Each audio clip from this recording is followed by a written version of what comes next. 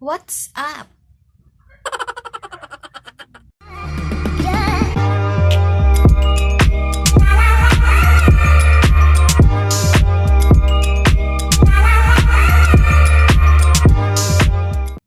So for today's video,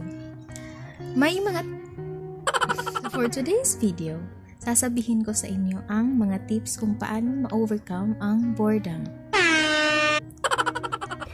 Who are you?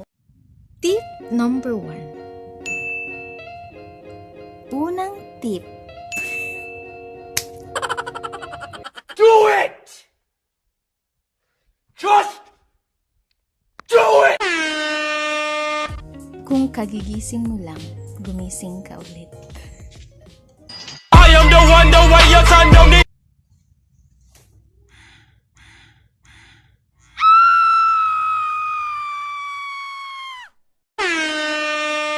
Kung tawang-tawa ka, tumawa ka lang.